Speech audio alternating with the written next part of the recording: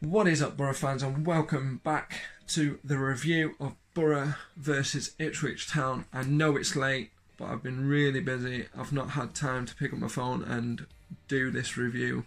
I should have done it after the game, but I was too busy celebrating after a great win, especially after the Boxing Day disaster we had. But yeah, guys, it was a massive, massive relief for Borough to come away with the 3 points from the Riverside. It just felt good to have another win. Just due to our form, it's not been the best, but to get a win the way we did was just perfect. I thought we played really good football. To be honest, I thought we played really, really well. Great passing. There wasn't too much, on the in the air like we usually do. There was quite a lot of balls on the floor. He still had the odd one that was going in the air, but it was going to our players. It wasn't going to the opposition like it was against Wednesday or was against Reading. We actually had the ball and got it to our players' feet or chest, head, etc. But no, we played really good football. And even though it took us to the 35th minute to actually record our first shot on target, which came from George Saville, we still played really well in that first half. I mean, there was chances that should have been put away. There's no doubt about it. Hugo was in the box and for some reason he's floored it. And it's just gone straight into the stands. And we're all sat there going, how have you missed? How have you missed that? I mean, if he had put those chances on target, they were in. And it would have been more than 2-0 at the end of the game. But, you know what, doesn't matter. We still won and we were happy. Some of us were anyway. But no, let's concentrate on the game and then we'll get back to how other people felt after that game and during the game. So, got to the point where we got a cross in and everyone was in the box, and as Hugo's gone up, Jordan Spence has grabbed him and hauled him straight down to the floor. Referee has no doubt, he points straight to the spot.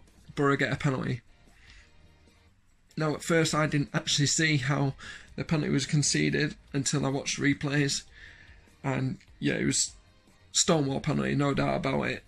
Hugo got floored, so he steps up and we're all praying. I actually turned my back at one point just thinking, no, I can't watch this, but turned around, faced the goal, and Hugo put it straight in the back of the net. A lot of pressure off that lad's back now. He's scored and he's getting people off his back that are probably still on his back now, but a bit of pressure has come off now. He's got the goal, which we all wanted. And yeah, from then on, it was Borough really. They did have a shot, I think it was Chalobah, when he came into the box from a corner and he headed it, and Randolph made an absolutely brilliant save, because if he hadn't have done that, it would have been 1-1 at least in the first half anyway. So then we getting into the second half, we're coming out and we actually mess up straight off the kick, goes straight out to them for some reason, but then on we start to kick on and we start to play better football, some nice passing, and a lot of closing down. Johnny Howson on Saturday was absolutely brilliant in my opinion. He was closing down players and he wasn't giving up, and that's what we wanted, as well as Wing. Wing played brilliant football. What a player he is. It tells you something. If he carries on the way he's going, he's going to get snapped up by a big Premier League club, and that's something that we don't want. So hopefully we get him signing contract after contract after contract to keep away the big dogs. But no, he played brilliant football. And then we have a substitution and we bring on Tav, and big round of applause. Some reason people were booing when he came on for Downing. I think the boos were aimed at Downing for some reason. I don't know what Borough fans' problems are with Downing. I mean, he's one of our own. If he's done things in the past, that's in the past, not what happened. What's going on now? He's one of our players, and we should be behind him, not booing him. Simple as that. But no, Tav comes on, and he makes a difference. You know, an instant impact. He's causing their defenders problems. He's getting into great positions where other players can pick out good balls for him. And Howson gets the ball in our half, runs up to the centre half of the pitch, picks out Tav straight on the left wing. He controls it once, and he just flicks it straight past. I think it's Pickle, Gherkin. Yeah, Gherkin. I'm going to call him Pickle from now on.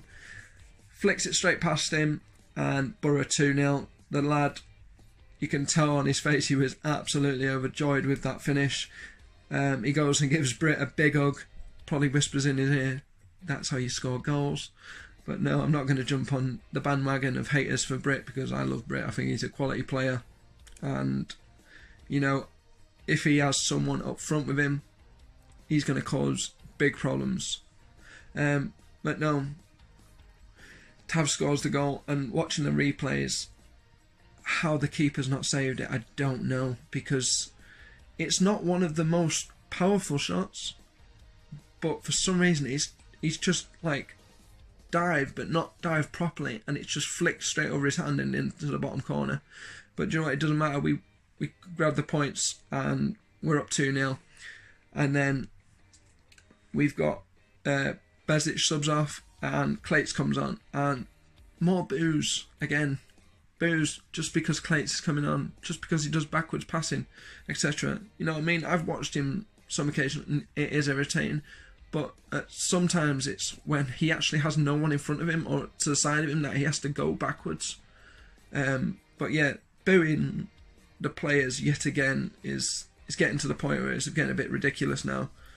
I understand the booing for players that don't want to be here, for the likes of Braithwaite. You know, if he was on the pitch, I'd be booing him because he doesn't want to play for the club. Simple as that. He's shown that in the way his attitude is, basically. But doing it for people like Downing and Clates, who actually love the club and they want to play for it, that's not right, in my opinion. And then we get a late injury to Ayala. I think it was from when he had slid in to try and get the ball from going out for a corner when Ipswich were on the attack, but it did result in a corner, and I think he just twinged his hamstring, so hopefully it's not too bad, and hopefully he's in the squad for Tuesday. And we have Danny Batt who comes on, so there's a direct replacement if Ayala isn't in the squad for Tuesday, because Danny Batt's played some good football when he's come on, for the short periods of time that he's had anyway. And then I think we got 5 minutes added time, and there was some goalmouth scrambles. I mean, a lot of goalmouth scrambles. Hugo could have had another one. Friend had a shot. Clates had a shot on target. I mean, that was going in, but the keeper made a cracking save, and it was just goalmouth scrambles. And then they came back, but you know, good defending from Fry and Danny Batt, but we secured the win, and you know, there was a lot of applause at the end and also booing. Yet again, I think it's aimed at Pulis, and I've seen on like Twitter and stuff, like people are actually wanting their own team to lose just so Pulis could get the sack. That is the most embarrassing thing I've ever seen on social media. How can you want your own team to lose just so you can sack a manager? Get behind him and get behind the players and be happy that we've actually won the game.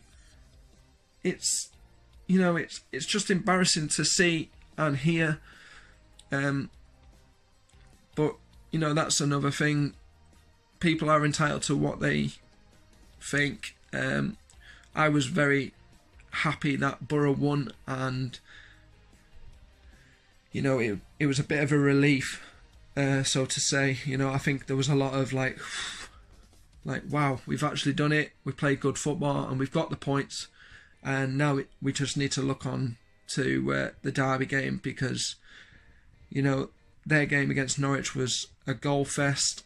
I mean, they put 4 past Norwich away, so to see them at home on Tuesday, it's going to be a very, very, very tough game. There's no doubt about it. They've got a lot of danger men in that squad, and they've got a great manager who was a great player back in his day.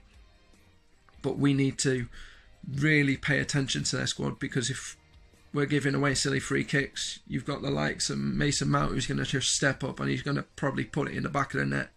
And it doesn't matter how good Randolph's being, he's probably not going to be able to save some of them shots from that young lad.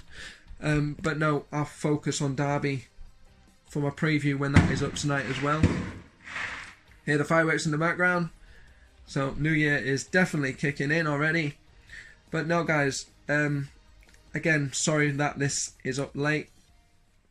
And I hope you've enjoyed the video. I hope I've covered all the points. If not, write in the comments in case I've missed any out. Make sure you like, share and subscribe if you haven't already, and there'll be more content like this in the new year. I'd like to wish everyone who has subscribed to my channel, liked my videos, a very happy new year. I hope you all have a very successful and happy new year. I hope it brings you lots and lots of luck. And yeah, if you know friends that are looking for a new YouTuber that will bring them lots of laughs like myself, get them over onto my channel, get them subscribed, and I'll be bringing out lots and lots of content, plus challenge videos, because there's not been many of them and I need to do more. So yeah guys, happy new year and up the borough.